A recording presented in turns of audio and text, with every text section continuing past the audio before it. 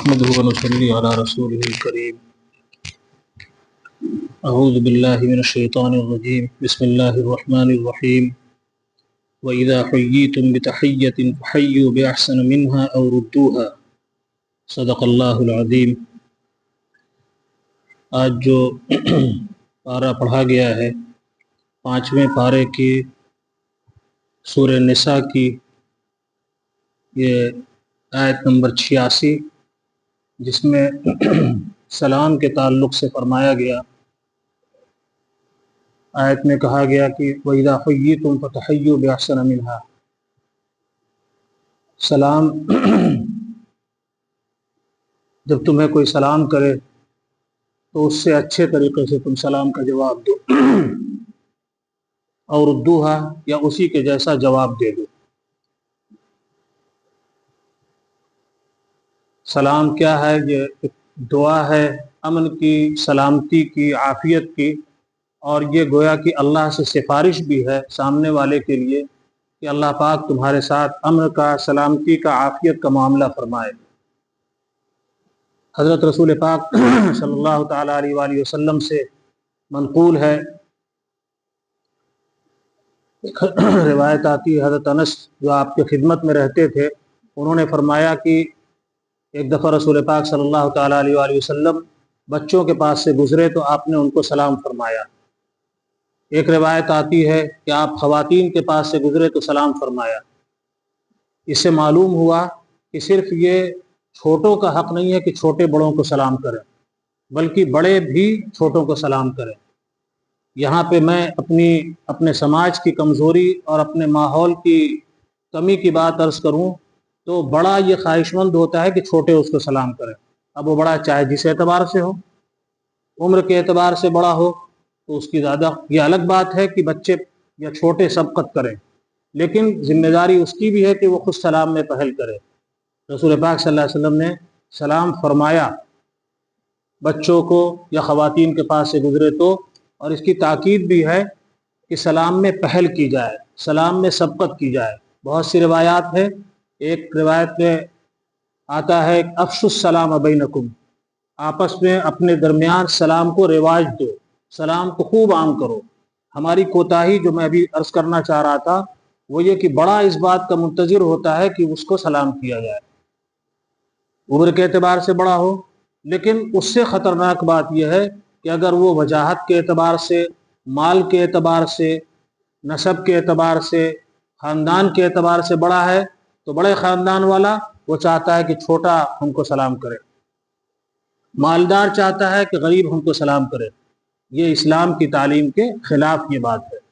ہمارے سماج میں یہ برائی ہے کہ ہر بڑا اس بات کا خواہش مند ہوتا ہے کہ چھوٹا سلام میں پہل کرے. نہیں، اسی سے یہ بات بھی معلوم ہوتی ہے کہ سلام میں پہل انسان سے تکبر کو نکالتا ہے. سلام میں سبقت انسان کے اندر عاجزی اور تواضع پیدا کرتا ہے. سلام میں پہل، بظاہر تو ہم نے سلام میں پہل کی تو ایسا لگ رہا ہے کہ ہم چھوٹے نہیں، ہمیں ثواب مل گیا. سلام میں سبقت ہونی چاہیے. اسی طرح سے جب انسان گھر میں داخل ہوتا ہے تو اس وقت سلام کرے تو کہا گیا ہے گھر والوں کو سلام کر کے داخل ہونے میں گھر میں برکت ہوتی ہے، گھر والوں میں برکت ہوتی ہے. اور دوسری بات ہے کہ بسم اللہ پڑھ کے داخل ہوا جائے، شیطان کنارے ہٹ جاتا ہے. سلام سے داخل ہوا جائے، اس سے برکت ہوتی ہے، گھر میں برکتوں کا نزول ہوتا ہے. اللہ کے رسول صلی اللہ تعالیٰ علیہ وآلہ وسلم سے اس سلسلے میں بہت سی روایات منقول ہیں، جس سے معلوم ہوتا ہے کہ سلام کو عام کیا جائے، سلام کو رواج دیا جائے.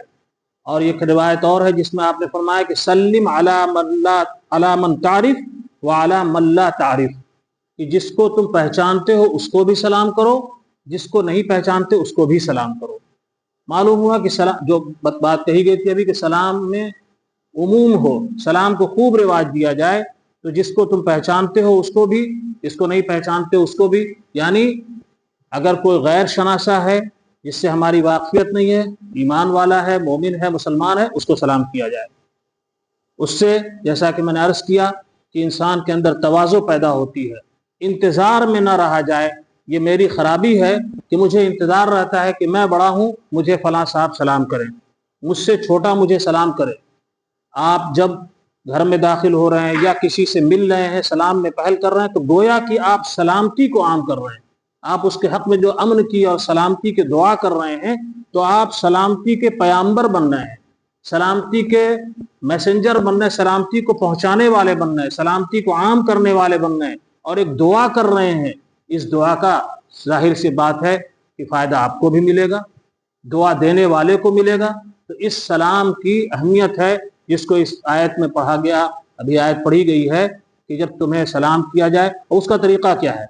کوئی کہتا ہے السلام علیکم، تو آپ کہہ دیجئے وعلیکم السلام ورحمۃ اللہ، ورحمۃ اللہ کا اضافہ کر دیا جائے۔ اگر کوئی کہتا ہے السلام علیکم ورحمۃ اللہ، تو آپ کہہ دیجئے وعلیکم السلام ورحمۃ اللہ وبرکاتہ۔ اس کے آگے الفاظ لگانا وہ ثابت نہیں ہے۔ السلام علیکم ورحمۃ اللہ وبرکاتہ، یہ اتنے الفاظ ہیں۔ اس میں بھی ہم سے تھوڑی سی کوتاہی ہوتی ہے۔ السلام علیکم ہے اصل لفظ جو عربی کا ہے، ہم جھٹکے میں السلام علیکم، درست السلام علیکم ہے۔